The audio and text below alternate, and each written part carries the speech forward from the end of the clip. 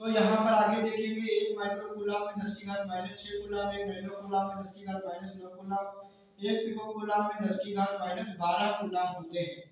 इसके आगे हम लोग ये चर्चा कर लिए हैं। अब इसके आगे हम लोग जो है बढ़ेंगे, तो इसे नोट कर लीजिए। जो है इसके आगे हम लोग बढ़ते हैं। अगली हेडिंग आती है आवेश का क्वांटीकरण, क्वांटाइजेशन ऑफ चार्ज। तो यहाँ पर ये आवेश का क्वांटीकरण क्या होता है? तो आवेश का क्वांटीकरण का मतलब ये होता है कि यदि कोई भी वस्तु आवेशित है, यानी कि चार्ज है, किसी भी वस्तु पर अगर आवेश है, तो वह मूल आवेश। मूल आवेश क्या होता है तो पहले समझ लीजिए मूल आवेश। पहले समझ लीजिए मूल आवेश यानी एलिमेंट्री चार्ज। एलिमेंट्री चार्ज मूल आवेश किसे कहते हैं? तो मूल आवेश कहते हैं कि एक इलेक्ट्रॉन पर जितना आवेश उपस्थित होता है, एक इलेक्ट्रॉन पर उपस्थित आवेश को, एक इलेक्ट्रॉन पर उपस्थित आवेश की मात्रा को हम लोग मूल आवेश कहते हैं। मूल आवेश कहते हैं। मूल आवेश कहते हैं।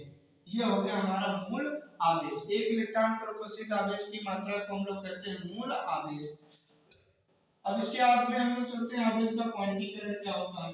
तो क्या होता है आवेश का क्वांटीकरण? आवेश का क्वांटीकरण ये होता है कि यदि कोई भी वस्तु आवेशित है, यदि कोई भी वस्तु आवेशित है, यदि कोई भी वस्तु आवेशित है यानी चार्जेबल है, तो उस पर आवेश का मान, आवेश का जो मान होगा, आवेश का मान मूल आवेश का, मूल आवेश का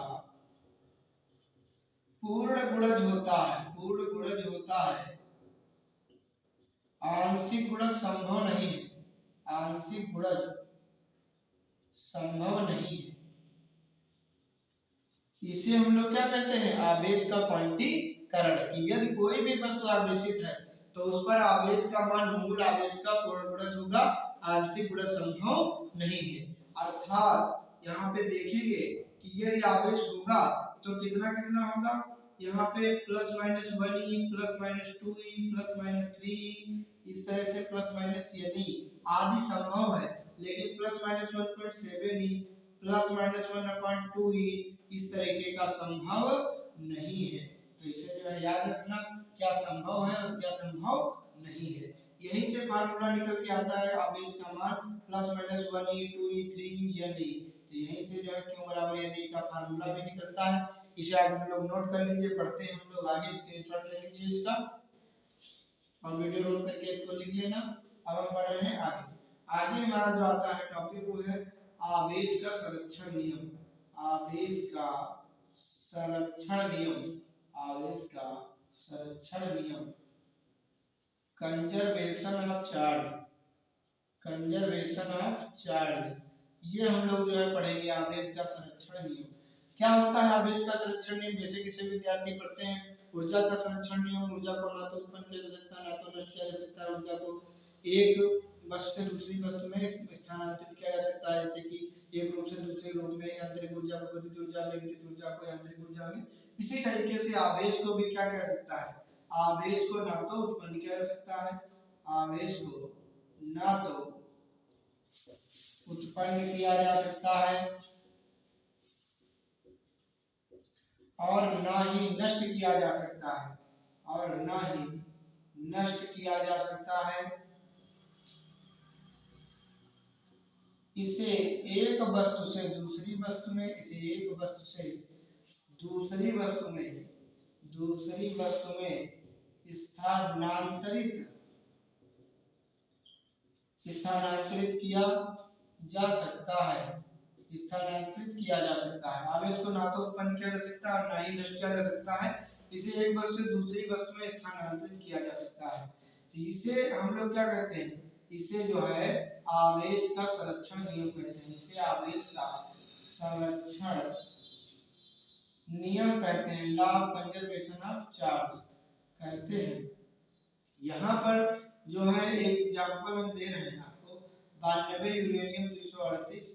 इस पर जब है इसको, जब ये क्या होता है, ये रेडियोएक्टिव पदार्थ है, ये अपने में से अल्फा बीटा गामा किरणें उत्सर्जित करता रहता है। तो ये बनता क्या है? बनता है 90 थोरियम 234 प्लस 2 हीलियम और ये अल्फा कण हीलियम को कहते हैं, ये निकल जाएगा। अल्फा कण पर क्या होता है, अल्फा कण पर 2 इकाई धनावेश होता है, याद रखना। तो यहाँ इलेक्ट्रॉन कितने हैं, 92, रिएक्शन से पहले और रिएक्शन के बाद 90 इलेक्ट्रॉन, और इसमें 2 इलेक्ट्रॉन 92 इसमें भी। तो देखा ऊर्जा का संरक्षण, जितने इलेक्ट्रॉन अभिक्रिया के पहले थे उतने रिएक्शन के बाद भी है यहाँ पर। आइए हम लोग अगली तरफ बढ़ते हैं, तब तक इसको जो नोट कर लीजिए, स्क्रीनशॉट ले लीजिए। हमारा अगला टॉपिक है आवेशन की विधियां, मेथड्स ऑफ चार्जिंग। पहला है घर्षण द्वारा आवेशन, charging by friction, charging by friction. घर्षण द्वारा यानी कि जब हम एक वस्तु को दूसरी वस्तु में रगड़ते हैं तो उसमें क्या होता है, आवेश उत्पन्न हो जाता है। जैसे कि हम कांच की छड़ को काय से रगड़ते हैं, रेशम से रगड़ते हैं, तो कांच की छड़ धनावेशी, तो रेशम की छड़ पर क्या आ जाता है, ऋणावेश। जितना इस पे पॉजिटिव चार्ज आएगा उतना ही इस पे नेगेटिव चार्ज आ जाता है। तो ये हो गया घर्षण द्वारा आवेशन। दूसरा है चालन द्वारा आवेशन, यानी चार्जिंग बाय कांटेक्ट। यहाँ पे जो है इसको चालन द्वारा आवेशन या संपर्क विधि द्वारा आवेशन भी इसको बोल सकते हैं, संपर्क विधि द्वारा आवेशन। जैसे इसमें वस्तु ये है, इस पे चार्जिंग है प्लस की, और एक पास में ये वस्तु रखी, इस पे कोई आवेश नहीं है। जब इसको हम टच कराते हैं, जब इसको हम क्या कराते हैं, इस पे प्लस चार्ज है और इसको टच करा दिया तो इस पे धीरे धीरे प्लस के चार्ज जाते रहेंगे, तब तक जाएंगे जब तक कि दोनों, जब फिर बराबर हो जाएंगे दोनों पे आवेश, तो इसको अलग कर लीजिए। तो दो इसमें अगर इसमें 4 होते स्टार्टिंग में, तो दो दो जो है दोनों हो जाते हैं। ये धनावेश के लिए। अगर ऋणावेश हम लेते तो दोनों पे समान मात्रा में ऋणावेश जो है वितरित हो जाता। अब प्रेरण द्वारा आवेशन क्या होता है, यहाँ पे देखेंगे कि चार्जिंग बाई प्रेरण माने इंडक्शन, तो चार्जिंग बाय इंडक्शन यानी प्रेरण द्वारा आवेशन क्या होता है, प्रेरणा पा करके। जैसे कि कोई पढ़ रहा है उसको जो है हेल्प कर दे, तो और जैसे कि हम हेल्प कर रहे हैं आपको वीडियो के माध्यम से, तो प्रेरणा पा करके जो आप आगे बढ़ जाएं। जैसे कि यहाँ पे एक वस्तु है और इस पर कोई आवेश नहीं है, निरावेशित है, और इसके समीप में हम जो एक वस्तु लाए हैं, एक चार्ज वाली लाए प्लस की, जब प्लस की लाएंगे तो इसमें देखो दोनों चार्ज हैं न्यूट्रल अवस्था में, प्लस माइनस, तो प्लस प्लस को क्या करेगा, प्रतिकर्षित करेगा। तो प्लस वाले भाग जाएंगे इस किनारे और माइनस वाले इसको आकर्षित करेगा, तो इस किनारे माइनस रहेंगे। तो इसके प्रेरण के कारण इस पे देखो नेगेटिव पॉजिटिव दोनों तरह का चार्ज उत्पन्न होगा। अगर यही कंडीशन सेकंड में दिखाएंगे और इसमें नेगेटिव ले लेंगे, तो यहाँ पर क्या होगा, इस वस्तु में नेगेटिव नेगेटिव भगा देगा, तो नेगेटिव उस साइड हो जाएगा और पॉजिटिव इस साइड हो जाएगा। तो आपने देखा ये हो गया प्रेरण द्वारा आवेशन।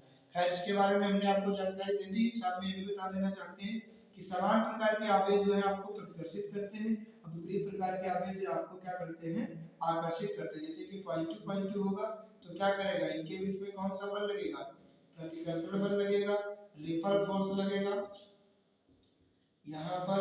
और अगर नेगेटिव नेगेटिव होंगे तो भी यही रहेगा। पॉजिटिव नेगेटिव जब होंगे तो यहाँ पे जो है आकर्षण बल लगेगा। आकर्षण बल माने अट्रैक्शन फोर्स लगेगा, अट्रैक्शन फोर्स लगेगा, यहाँ पे अट्रैक्शन फोर्स लगेगा। तो आप सभी विद्यार्थी जो या माइनस प्लस हो तो भी यही कंडीशन लागू रहेगी। तो इसको नोट कर लीजिए। बढ़ते हैं अगली थ्योरी की तरफ। साथ ही साथ हम आपको न्यूमेरिकल की श्रृंखला भी देंगे, लेकिन थ्योरी हो जाने के बाद हम न्यूमेरिकल आपको देंगे। नोट कर लीजिए इसको। आगे हमारा टॉपिक है कूलाम का नियम, कूलम्स लॉ। देखो न्यूटन से प्रेरणा पाकर के कूलाम ने भी सेम नियम निकाला। जैसे न्यूटन का आपने गुरुत्वाकर्षण का नियम पढ़ा होगा कि न्यूटन जी ने क्या बताया था कि यदि दो अगर कोई वस्तुएं हैं, अगर एक का द्रव्यमान m1 है दूसरी का द्रव्यमान m2 है, तो गुरुत्वाकर्षण बल इनके बीच में कार्यरत करता है, ग्रेविटेशनल फोर्स काम करता है Fg, और गुरुत्वाकर्षण बल जो है दोनों द्रव्यमानों के गुणनफल के समानुपाती, उनके बीच की दूरी के क्या होती है, वर्ग के व्युत्क्रमानुपाती होती है। तो यहाँ पे F बराबर G m1 m2 बटे r स्क्वायर, कुछ इस तरीके का फार्मूला पढ़ा होगा, जहाँ G का मान 6.67 10 की घात -11 न्यूटन मीटर स्क्वायर बटे किलोग्राम स्क्वायर मात्रक होता है। और इसके बीच में केवल और केवल गुरुत्वाकर्षण का मतलब क्या है, आकर्षण बल, यहाँ पे अट्रैक्शन फोर्स ही काम करता है। गुरुत्वाकर्षण जो है क्या होता है, सबसे दुर्बल बल है। यह सबसे क्या है, सबसे दुर्बल बल है, दुनिया का सबसे कमजोर बल कह लीजिए ये है। लेकिन कमजोर बल तो है, लेकिन ये सबसे अधिक लंबी दूरी तक ये कार्य करता है, अधिक लंबी दूरी तक ये लगता है। जैसे हमारे यहाँ के विद्यार्थी और चीन के विद्यार्थी के बीच में भी यही बल लगता है। यहाँ पृथ्वी और सूर्य के बीच में और तमाम ग्रहों के बीच में गुरुत्वाकर्षण बल कार्य करता है, इसमें प्रतिकर्षण बल कतई नहीं होता है। तो इसी के आधार पर जो है वैज्ञानिक कूलाम ने भी 1700 जो है 85 ईस्वी में जो है इन्होंने अपना जो है नियम दिया था कूलाम जी ने। तो कूलाम जी ने क्या बताया कि कूलाम ने ये बताया कि अगर दो बिंदु स्थिर होने चाहिए, Q1 और Q2 दोनों दो आवेश हैं, दोनों कैसे हैं, स्थिर अवस्था में है। भाई स्थिर बल की हम लोग पढ़ रहे हैं और इनके बीच की दूरी r है, तो इनके बीच में देखो दो बल कार्य करेंगे, आकर्षण और प्रतिकर्षण। मतलब एक समय पर एक ही बल कार्य करेगा। यदि ये दोनों पॉजिटिव होंगे तो इनके बीच प्रतिकर्षण बल लगेगा, दोनों नेगेटिव होंगे तो भी प्रतिकर्षण लगेगा। एक पॉजिटिव एक नेगेटिव होगा तो आकर्षण इधर समझ गए होंगे आप, चाहे इधर प्लस इधर माइनस। अगर अनसेम होंगे, अनलाइक चार्जेस होंगे तो वहां पर जो है अट्रैक्शन फोर्स लगेगा। तो यहाँ पर हम लिखेंगे स्थिर बिंदु आवेशों के बीच, दो स्थिर बिंदु आवेशों के बीच कार्य करने वाला आकर्षण अथवा प्रतिकर्षण बल। यहाँ लिखेंगे कि दो स्थिर बिंदु आवेशों के बीच कार्यरत आकर्षण अथवा प्रतिकर्षण बल दोनों आवेशों की मात्राओं के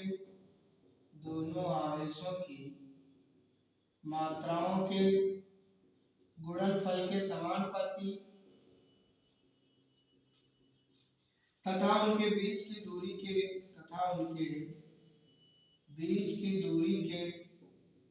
वर्ग के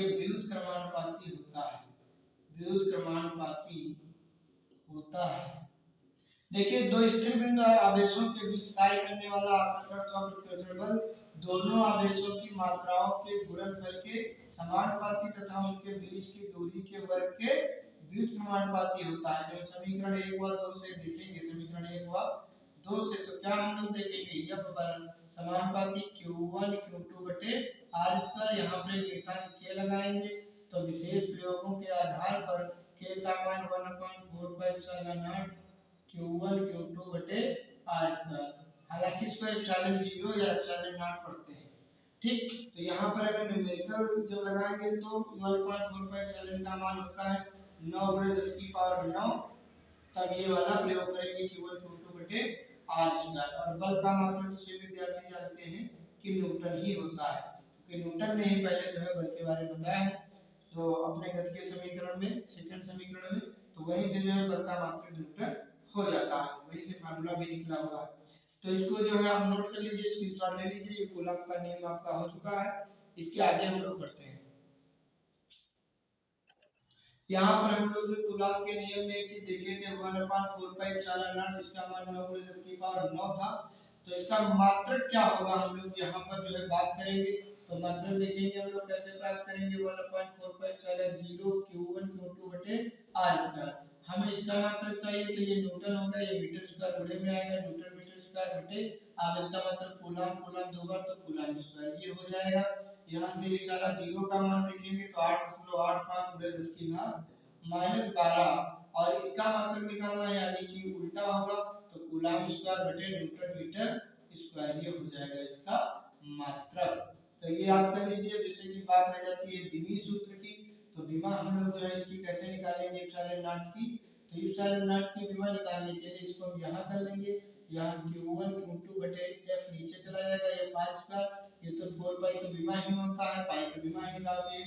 तो आप देखो यहाँ पर हमको एप्सिलॉन नॉट का विमी सूत्र निकालना है। विमी सूत्र एप्सिलॉन 0 को आप लोग जानते होंगे जो है निर्वात की विद्युतशीलता कहते हैं, इसको कहते हैं निर्वात की विद्युतशीलता, इलेक्ट्रिक परमिटिविटी ऑफ वैक्यूम। तो यहाँ पर एप्सिलॉन नॉट का विमी सूत्र निकालेंगे तो Q1 का विमी सूत्र 80, पुनः Q1 Q2 का विमी सूत्र वो भी 80 रहेगा। पहले हम लोग पढ़ चुके हैं धारा गुणे समय Q बराबर IT से एम्पीयर सेकंड, और बल का क्या होता है mL t की घात -2 और दूरी है यहाँ दूरी का स्क्वायर यानी L2 होगा। भाई लंबाई का विमी सूत्र L2 होता है। तो यहाँ पर इसको ऊपर ले चलेंगे तो m की घात -1 और ये l की घात यहाँ पे देखो 2 और 1 3 हो जाएगा माइनस का, t ऊपर जाएगा तो 2 प्लस का हो जाएगा और 2 ये t की पावर 4 हो जाएगा और 1 की पावर 2। तो ये हो जाएगा कुछ इसका विमी सूत्र। या तो इसे इसे आप याद रखिए, नहीं तो हमारा वीडियो पड़ा हुआ है, उस पर आप जाकर के विभव सूत्र वाला वीडियो हमारे चैनल पे देख सकते हैं, ढेर सारे वीडियोस पड़े हुए हैं। तो इसे आप जो नोट कर लीजिए, बढ़ते हैं हम लोग आगे। अगला टॉपिक हमारा है परावर्तन। तो क्या होता है परावर्तन? Dielectric constant. परावर्तन का मतलब क्या होता है कि चूंकि जो कूलाम का बल है, कूलाम का नियम है, जो कूलाम का बल होता है वो माध्यम पर निर्भर करता है। यानी अगर माध्यम बदलेगा, माध्यम चेंज होगा, तो कूलाम बल भी, कूलाम जो बल होता है वो भी चेंज होगा। अगर ये चेंज होगा, माध्यम बदलने पर कूलाम बल का मान भी क्या हो जाता है? परिवर्तन हो जाता है। जैसे कि हम लोग बात करेंगे वायु या निर्वात की, तो सबसे ज्यादा जो है वैद्युत बल कहाँ लगता है, या कह लीजिए कूलाम बल या वैद्युत बल, तो सबसे अधिक लगता है कहाँ? वायु या निर्वात में। वायु कह लीजिए या निर्वात, हवा या जहाँ हवा ना हो, वायु एयर हो या फिर वैक्यूम हो, ठीक, हवा या निर्वात में सर्वाधिक लगता है, सबसे अधिक बल कार्य करता है वैद्युत बल। फिर वहीं हम लोग देखेंगे पुनः जो है वैद्युत बल कहाँ पर? कुचालक अगर माध्यम हो, माध्यम कैसा हो? कुचालक, तो कम बल जो है कम बल कार्य करता है यहाँ पर। और वहीं पर अगर वैद्युत बल का माध्यम जो है यहाँ पर सुचालक हो जाए, सुचालक हो जाए, तो यहाँ पे बिल्कुल भी बल कार्य नहीं करेगा, शून्य हो जाएगा। तो अब हम लोग जो है इसको लिख लीजिए, बढ़ते हैं आगे परावर्तन की तरफ।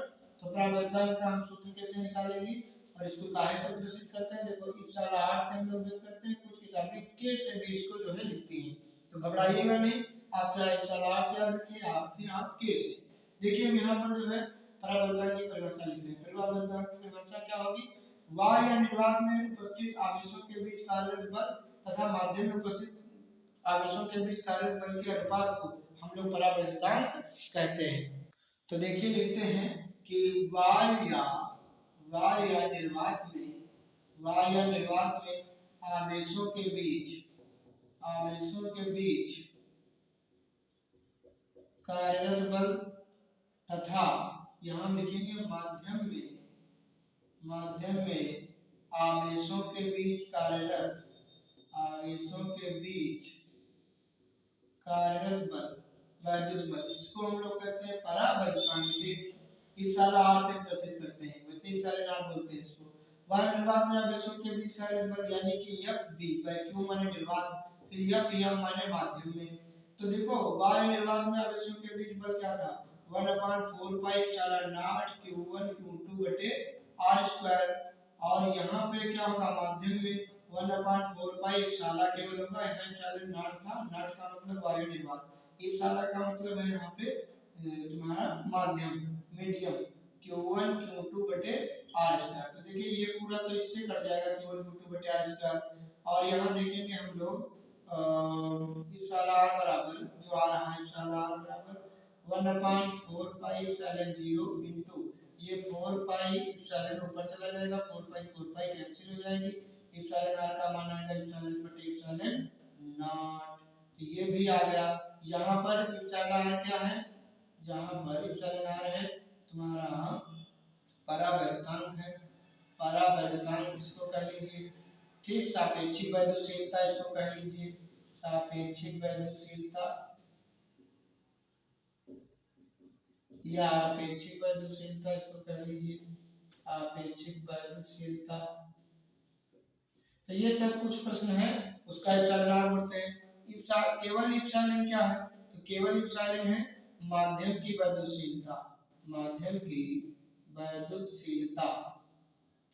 वही एप्सिलॉन नॉट क्या है? निर्वात की विद्युतशीलता, निर्वात की वैद्युतशीलता या विद्युतशीलता। देखो वैद्युतशीलता और विद्युतशीलता एक ही बात है। तो ये जो है इसका स्क्रीनशॉट ले लीजिए और इसको नोट कर लीजिए, बढ़ते हैं हम लोग आगे की तरफ। यहाँ पे हम लोग बात करेंगे परावर्तन का भी मान बदल जाता है। 20 डिग्री सेल्सियस कमरे के तापमान पर हम देखते हैं कि किन माध्यमों में परावर्तन का मान कितना होगा। तो यहाँ पर अगर माध्यम हमारा वायु या निर्वात रहता है तो परावर्तन का मान 1 हो जाता है। वही कांच अगर माध्यम हो तो उसके लिए 5 से 10 के बीच में रहेगा। उसी तरीके से अगर हम यहाँ पे किसी सुचालक की बात करें, सुचालक का मतलब हमारा लोहा हो गया, तांबा हो गया, ठीक, सोना चांदी हो गया, तो सुचालक एल्युमिनियम होगा, शौचालय के लिए हो जाएगा यहाँ पे अनंत प्रवर्तन का मान। वहीं पे हम बात करें आसुत जल की, तो आसुत जल का जो है यहाँ प्रवर्तन 80 अथवा 81 हो जाता है। तो ये भी सारी जो है याद कर लीजिएगा, इसका स्क्रीनशॉट ले लीजिए और बढ़ते हैं।